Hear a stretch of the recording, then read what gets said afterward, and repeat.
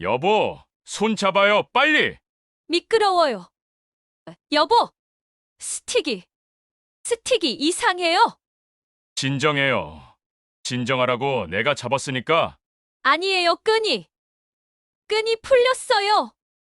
왜 이러는 거예요? 떨어질 것 같아요. 손나, 오래 버텼잖아.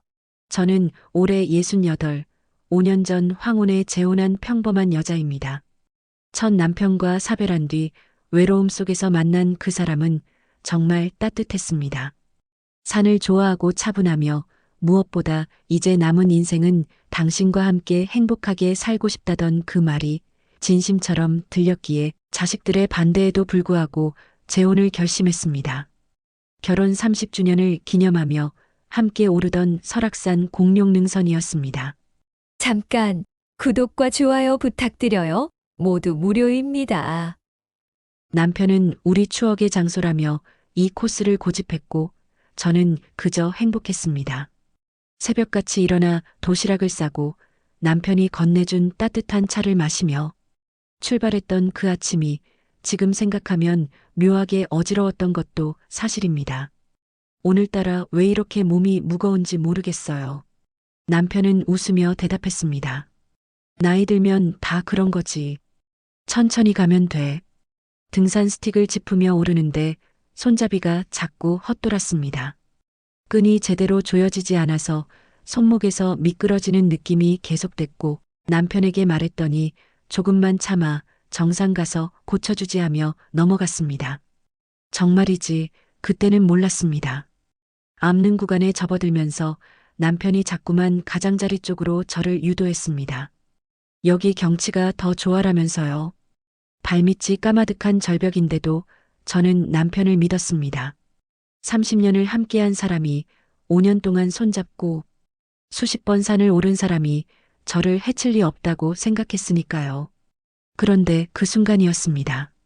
남편이 제 스틱을 밟았고 저는 균형을 잃었습니다. 손목의 끈은 이미 느슨했기에 스틱은 그대로 절벽 아래로 떨어졌고 저는 비명을 지르며 바위 끝에 매달렸습니다. 남편의 손이 제 손을 잡았지만 그 눈빛이 이상했습니다. 손나. 그 짧은 말 속에 담긴 차가움을 저는 절대 잊을 수 없을 겁니다. 다행히 소나무 뿌리에 옷이 걸렸고 지나가던 등산객이 구조를 요청해 헬기로 구조되었습니다. 병원에 실려가면서도 남편은 제 손을 잡고 있었지만 그 손은 아까와 달리 따뜻했습니다. 마치 연기하는 것처럼. 응급실에서 남편이 경찰에게 말했습니다. 아내가 실족한 겁니다. 제가 잡으려 했는데. 미안합니다. 제가 더 조심시켰어야 하는데. 그 떨리는 목소리, 붉어진 눈. 완벽한 남편의 모습이었습니다. 하지만 저는 알고 있었습니다. 스틱의 끈이 처음부터 느슨했다는 것을, 차에 탄 뒤부터 몸이 이상했다는 것을, 남편이 저를 가장자리로 유도했다는 것을, 그리고 무엇보다 손나라고 말했던 그 순간의 눈빛을. 뭔가 석연치 않아. 이건 사고가 아니야. 병원 침대에 누워 천장을 바라보며 저는 지난 5년을 되짚었습니다. 남편은 정말 완벽했습니다. 매일 아침 커피를 내려주고 생일이면 꽃다발을 사오고 제 친구들에게도 예의 바르게 대했습니다. 의붓자식들도 새엄마한테 잘해드려야지라며 명절마다 찾아왔고 저는 정말 행복한 황혼을 맞이했다고 생각했습니다. 그런데 왜일까요? 병실 문이 열리고 남편이 들어왔습니다. 손에는 과일 바구니를 들고 얼굴엔 걱정스러운 표정을 가득 담은 채였습니다. 괜찮아요? 의사 선생님이 큰 부상은 없다고 하던데. 당신이 그때 왜? 미안해요. 내가 더 조심시켰어야 하는데. 나이 들면 다 그런 거라고 방심한 제 잘못이에요. 그 다정한 목소리. 예전 같았으면 위로받았을 그 말들이 지금은 소름 끼치게 느껴졌습니다. 남편이 나간 뒤 의붓딸 수진이가 왔습니다. 어머니, 정말 조심하셔야죠. 아버지가 얼마나 놀라셨는지 아세요? 괜히 등산 같은 거 무리하게 다니시니까. 수진아, 그게 아니라. 네, 아니긴 뭐가 아니에요. 나이 드신 분이 암능까지 가시면 어떡해요. 아버지한테 부담 주지 마시고 이제 좀 얌전히 계세요. 제가 무슨 말을 하려 해도 수진이는 듣지 않았습니다. 아니, 듣고 싶어 하지 않았습니다. 퇴원 후 집으로 돌아왔을 때 남편은 더욱 극진했습니다. 손수 죽을 끓여주고 약을 챙겨주고 이제 산은 안 가도 돼요. 당신 건강이 제일 중요하니까 하며 제 손을 잡았습니다. 하지만 저는 봤습니다. 새벽에 화장실을 가려다 남편이 서재에서 컴퓨터를 보고 있는 모습을. 화면에는 보험 약관 같은 것이 떠 있었고 급히 창을 닫는 남편의 당황한 표정을. 화장실 가는 거예요? 제가 부축해 드릴게요. 그렇게 자연스럽게 넘어갔지만 제 심장은 쿵쾅거렸습니다. 며칠 뒤 남편이 외출한 사이 서재를 둘러봤습니다. 컴퓨터는 비밀번호가 걸려 있었지만 서랍에서 발견한 카드 명세서에는 이상한 내역들이 있었습니다. 산행 당일 새벽 5시 고속도로 휴게소에서 결제된 2잔의 커피. 하지만 저희는 집에서 차를 마시고 출발했는데. 뭐 하세요? 문을 열고 들어선 남편의 목소리가 차갑게 식어 있었습니다. 아, 이게 카드 명세서를 정리하려고. 제 서재에 왜 들어와요? 당신 방에서 쉬라고 했잖아요. 당신 방이라니. 우리 부부잖아요.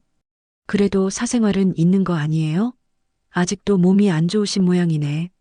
가서 쉬세요. 냉랭한 어조로 저를 내보낸 남편은 그날 밤 늦게까지 서재에 있었습니다. 저는 침대에 누워 생각했습니다. 이 사람이 정말 날 죽이려 한 걸까? 스마트워치를 들여다봤습니다. 산행 당일의 기록이 그대로 남아 있었습니다. 심박수가 급격히 올랐던 시각, 고도가 급변한 순간, GPS 궤적까지. 그리고 무엇보다 제가 떨어질 뻔한 그 시각에 남편의 휴대폰은 비행기 모드였다는 사실을. 등산 앱의 기록을 저장하고 스마트워치 데이터를 백업했습니다. 손이 떨렸지만 저는 계속 움직였습니다. 다음 날 아침 남편은 여느 때처럼 웃으며 커피를 내려줬습니다. 잘 주무셨어요? 오늘 날씨 좋네요. 네. 잘 잤어요. 커피를 받아들면서 저는 결심했습니다. 이제 더 이상 당하고만 있을 순 없어. 내가 직접 증명해야 해. 그날부터 저는 침묵하기로 했습니다. 의심하는 내색 없이 평범한 아내로 돌아가되 조용히 진실을 찾아내기로. 남편이 저를 다시 속이려 할 때 그 모든 거짓말이 쌓이고 쌓여 결국 무너질 때까지. 당신이 날 떨어뜨리려 했던 그 순간의 증거 반드시 찾아낼 거예요. 남편의 휴대폰 비밀번호는 우리 결혼기념일이었습니다. 어느 날 오후 남편이 샤워하는 동안 거실 탁자 위에 놓인 휴대폰이 진동했습니다. 화면에 뜬 메시지 알림, 발신자 이름은 산후의 김 과장이었지만 내용은 달랐습니다. 여보, 보험금 나오면 우리 제주도 가는 거 맞지? 기다릴게. 손이 얼어붙었습니다. 남편이 샤워실에서 콧노래를 부르는 소리가 들렸고 저는 떨리는 손으로 휴대폰을 들어 비밀번호를 눌렀습니다. 429, 우리 결혼기념일. 화면이 열렸습니다. 메신저 대화 내용을 보는 순간 숨이 막혔습니다.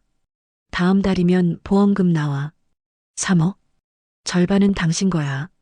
그 여자 정말 죽었어? 확실해? 아직 살아있어. 하지만 곧 처리할게. 빨리 해. 나 기다리는 거 힘들어. 대화 내역을 거슬러 올라가니 산행 일주일 전부터 계획이 있었습니다. 약물로 컨디션을 떨어뜨리는 법, 스틱끈을 느슨하게 하는 방법, 구조신고 타이밍까지 모든 것이 치밀하게 준비되어 있었습니다. 이 사람이 정말 날 죽이려 했구나. 화장실 문이 열리는 소리에 급히 휴대폰을 내려놨습니다. 남편이 수건으로 머리를 닦으며 나왔고 평소처럼 웃으며 말했습니다. 뭐 보세요? 재미있는 거라도 있어요? 아니, 그냥 뉴스 보고 있었어요. 그래요? 저녁은 뭐 먹을까요? 당신 좋아하는 된장찌개 끓여드릴까요? 그 자연스러운 목소리, 다정한 미소. 5년 동안 저를 속였던 그 완벽한 연기. 저는 더 이상 참을 수 없었습니다. 다음 날 경찰서를 찾아갔습니다. 남편이 절 죽이려 했습니다. 보험금을 타려고. 증거가 있으신가요? 담당 형사는 피곤한 얼굴로 물었고 저는 스마트워치 기록과 메시지 스크린샷을 보여줬습니다. 이 정도로는 어렵습니다. 메시지는 정황 증거일 뿐이고 스마트워치 기록도 단순 실족과 구분하기 어렵습니다. 하지만 스틱끈이 느슨했고 차에 뭔가 탔고 그것도 증명이 필요합니다. 차에 무엇을 탔는지 검사 결과가 있나요? 스틱은 회수하셨나요? 아무것도 없었습니다.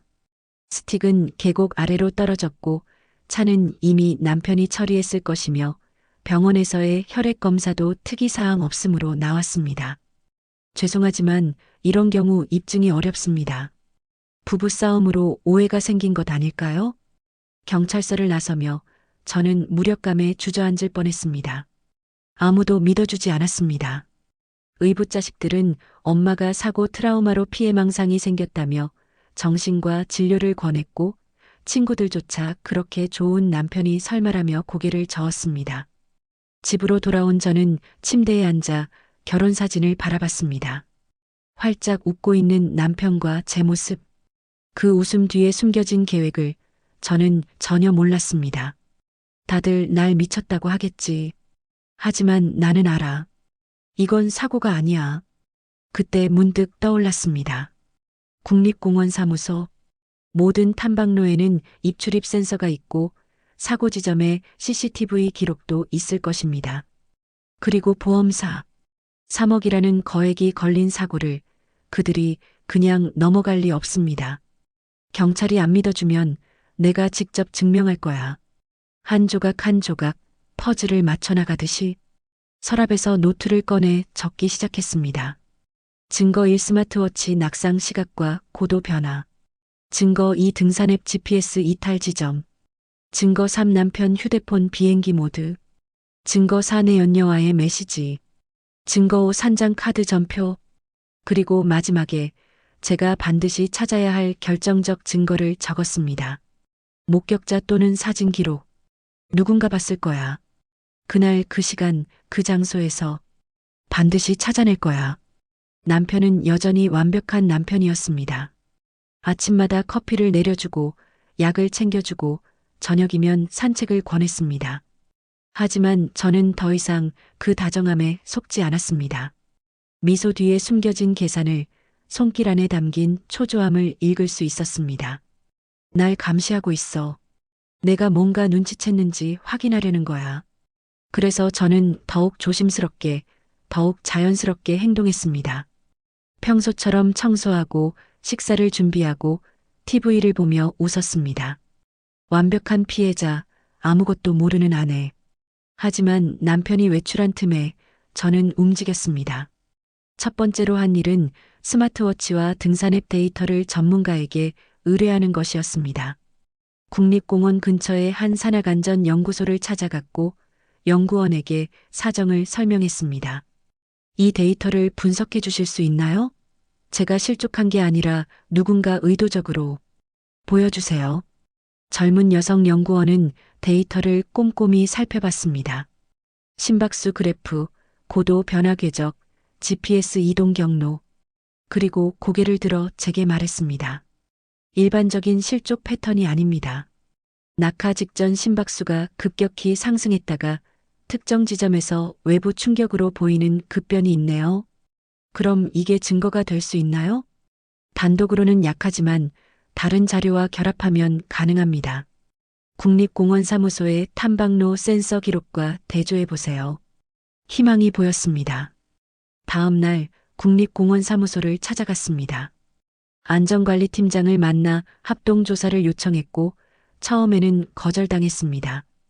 이미 종결된 사고입니다. 제 조사는 제발이요. 제 인생이 걸린 문제입니다.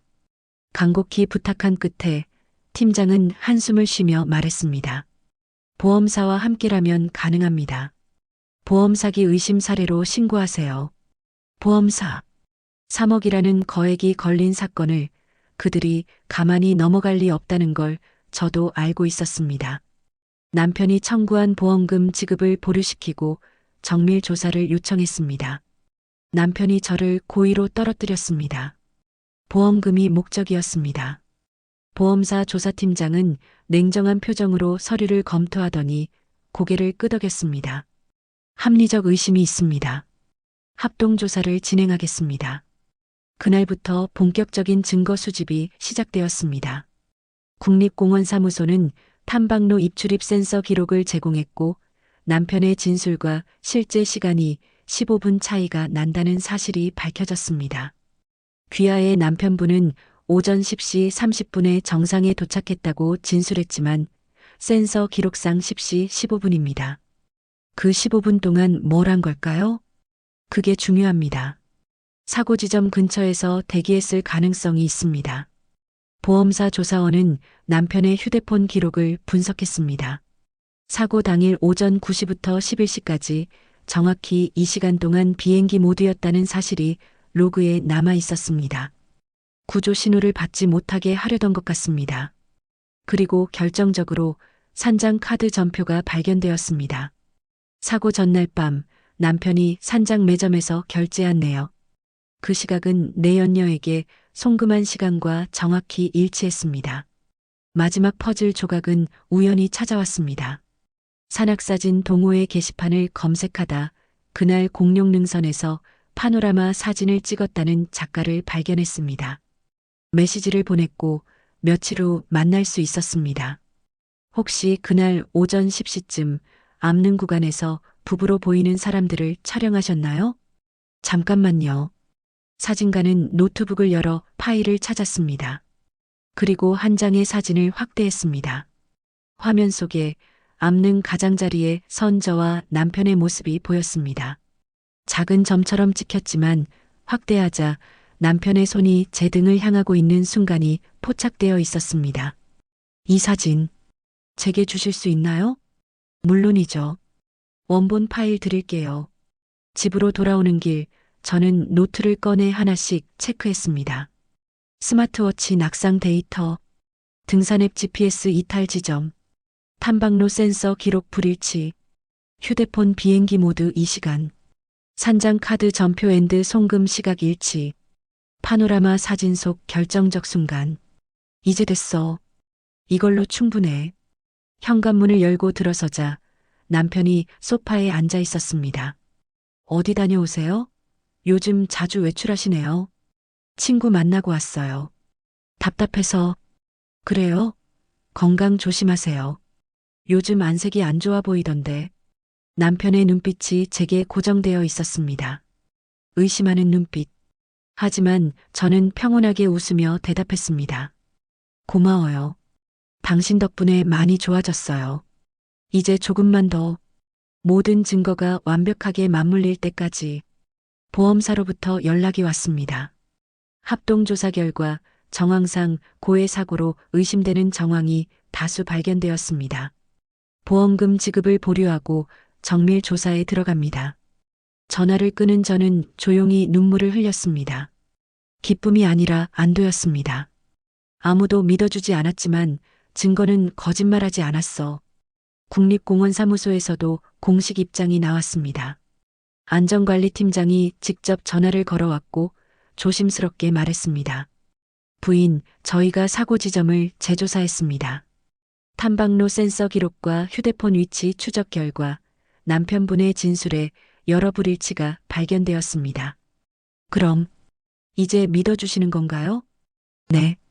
다음 주에 국립공원 안전설명회가 있습니다. 그 자리에서 사고 지점 재현 영상과 데이터 분석 결과를 공개할 예정입니다. 손이 떨렸습니다.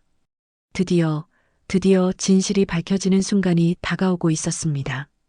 그날 저녁 남편에게 우편물이 도착했습니다. 보험사 명의의 공문서. 남편은 봉투를 뜯어보더니 얼굴이 하얗게 질렸습니다. 이게 무슨 일이에요? 아니, 아무것도 아니에요.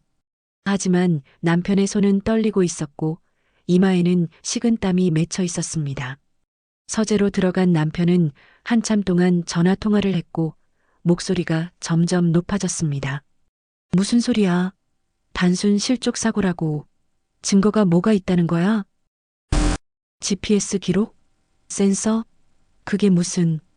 아니, 잠깐만. 이건 오해야. 내가 직접 찾아가서 설명할게. 문틈으로 들리는 남편의 다급한 목소리. 저는 조용히 물러났습니다. 이제 시작이야. 당신이 쌓아올린 거짓말이 무너지기 시작하는 거야. 며칠 후 남편의 행동이 이상해졌습니다. 저를 더욱 극진히 대하기 시작했고 매일 비싼 선물을 사왔습니다. 당신, 이게 뭐예요?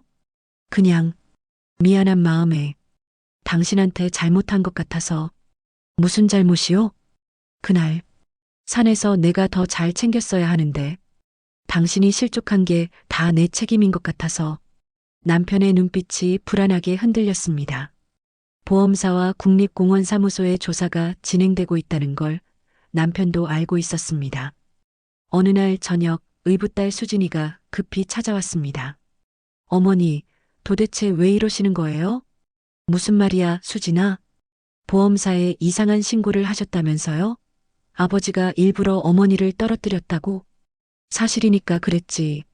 말도 안 돼요. 아버지가 그럴 분이 아니잖아요. 어머니, 정말 정신과 진료 받으셔야 하는 거 아니에요? 수진이의 목소리는 점점 커졌고 남편이 거실로 나왔습니다. 수진아, 그만해. 당신 어머니가 놀라셨잖아. 아버지, 이거 심각한 문제예요. 보험 사기 혐의로 조사받고 계시잖아요. 그 순간 남편과 제 눈이 마주쳤습니다. 남편의 눈빛에는 더 이상 여유가 없었습니다. 다급함, 두려움, 그리고 계산. 뭔가 꾸미고 있어. 이 상황을 벗어나려고. 다음 날 아침 남편이 무릎을 꿇었습니다. 거실 바닥에 제 앞에 무릎을 꿇고 눈물을 흘리는 남편을 보며 저는 아무 말도 할 수 없었습니다. 미안해요. 정말 미안해요. 뭐가 미안하다는 거예요? 당신이 다친 게 내 잘못이에요. 내가 더 조심시켰어야 했는데 스틱 점검도 제대로 안 하고. 그게 다예요? 남편이 고개를 들었고 붉어진 눈으로 저를 바라봤습니다. 보험사 조사 취하해 주세요. 제발요. 이건 오해예요. 나는 당신을 사랑해요. 지금까지 날 죽이려 했으면서 이제 와서 사랑한다고? 증거가 있어요. 당신이 비행기 모드로 바꾼 것도 내 연녀한테 보험금 이야기한 것도 다 알아요.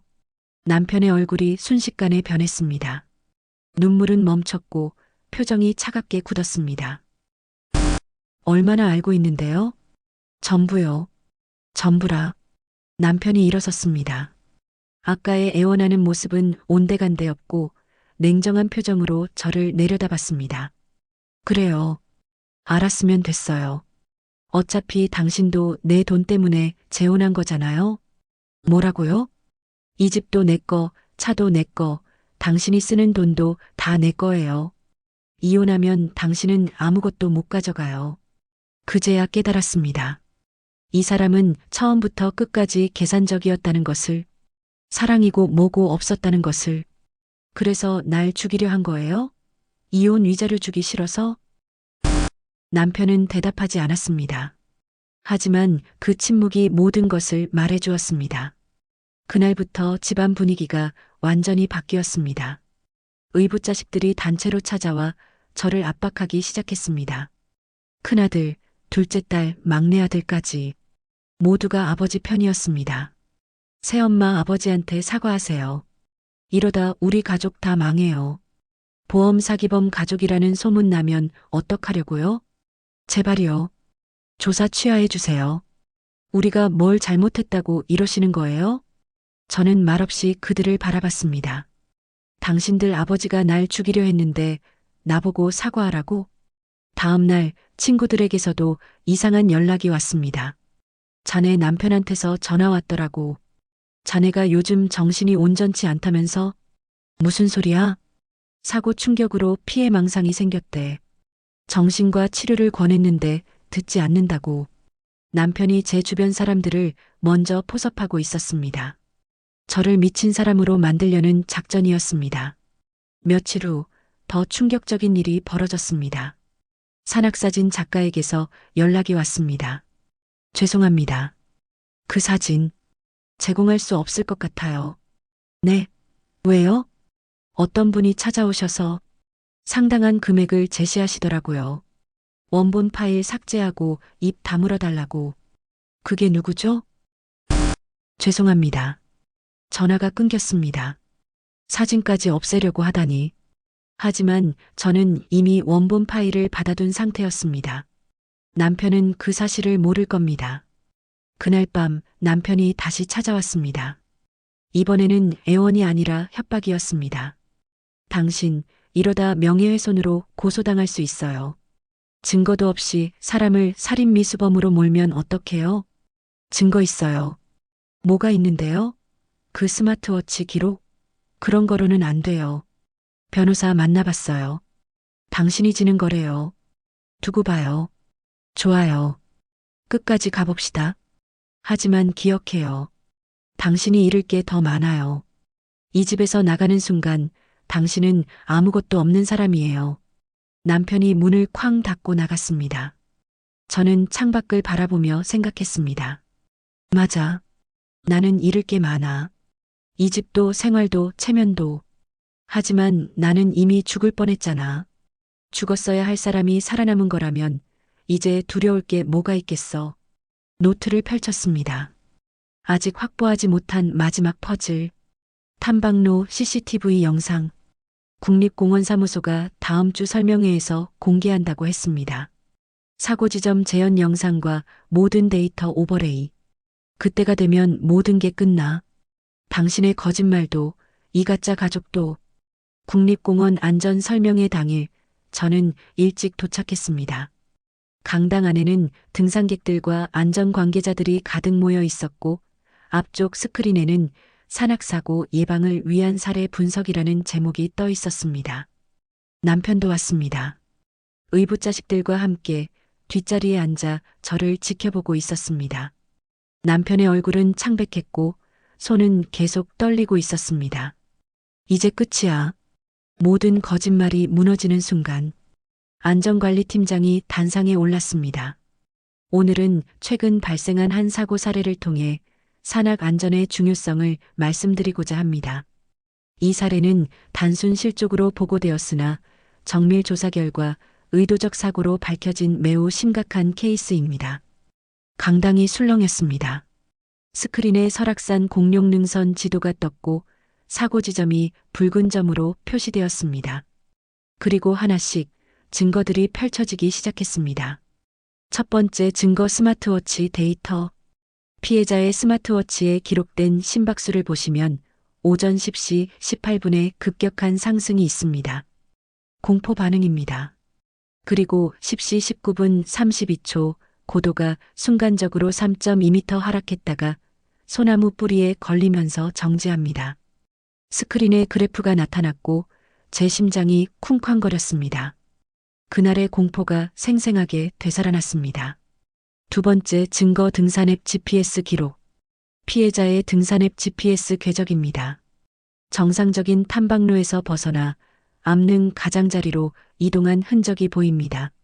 그리고 동행자의 GPS는 피해자보다 2m 뒤에서 피해자가 떨어진 순간까지 함께 이동하고 있습니다. 두 개의 선이 스크린에 나타났습니다. 파란 선은 저, 빨간 선은 남편. 그 선들이 암릉 끝에서 만나는 순간 파란 선이 끊어졌습니다. 세 번째 증거 휴대폰 기록. 동행자의 휴대폰은 사고 당일 오전 9시부터 11시까지 정확히 2시간 동안 비행기 모드였습니다. 이는 구조 신호를 받지 못하게 하려는 의도로 해석됩니다.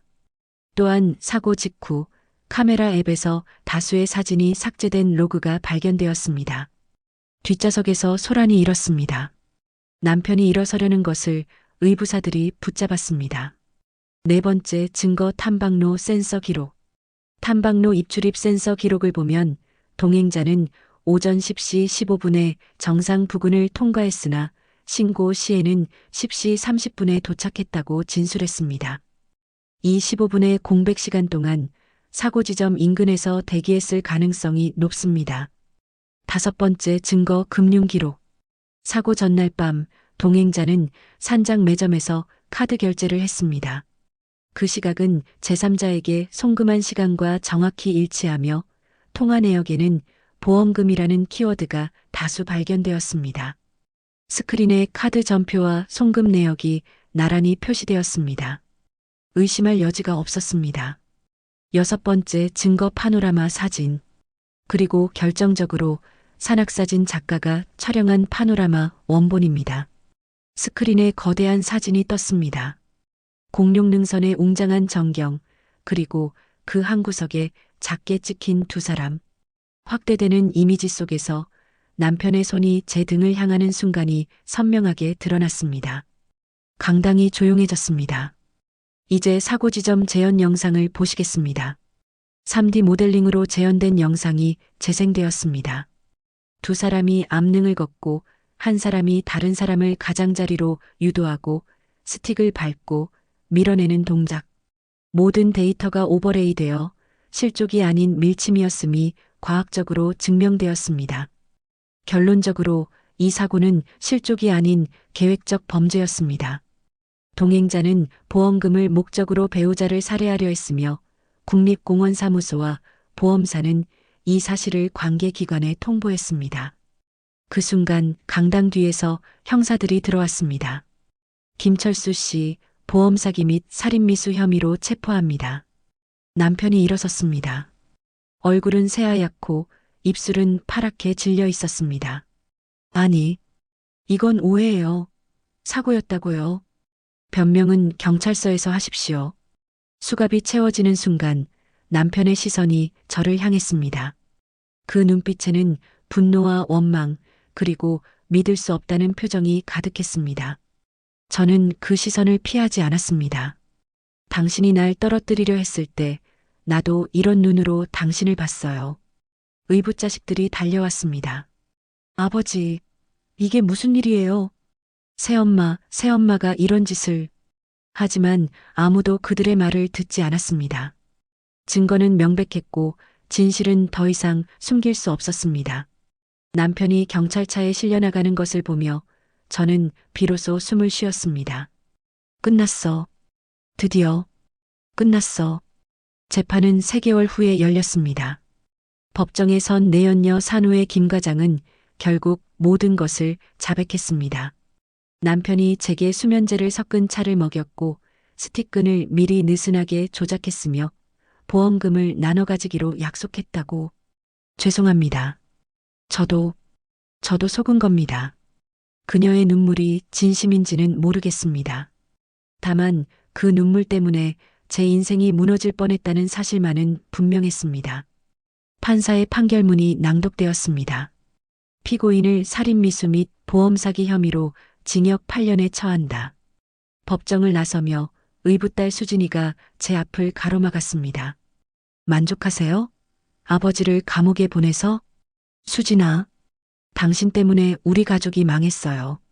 이제 만족하셨죠? 수진이는 돌아서 떠났고 저는 그 뒷모습을 바라보며 생각했습니다. 가족이라고 생각했는데 끝까지 날 가족으로 보지 않았구나. 집으로 돌아온 저는 짐을 쌌습니다. 5년 동안 살았던 그 집, 행복하다고 믿었던 그 공간을 이제는 떠날 시간이었습니다. 창문 밖으로 보이는 설악산. 그 산이 저를 죽일 뻔했고 동시에 살려주기도 했습니다. 한 달 후 저는 새로운 일을 시작했습니다. 산악안전 캠페인. 황혼 동반 등산. 이것만은 꼭 체크하세요. 전국 노인복지관과 등산 동호회를 다니며 제 이야기를 나눴습니다. 부끄러운 일이었지만 누군가는 제 실수로부터 배워야 한다고 생각했습니다. 여러분, 저는 사랑한다는 말에 속아 죽을 뻔했습니다.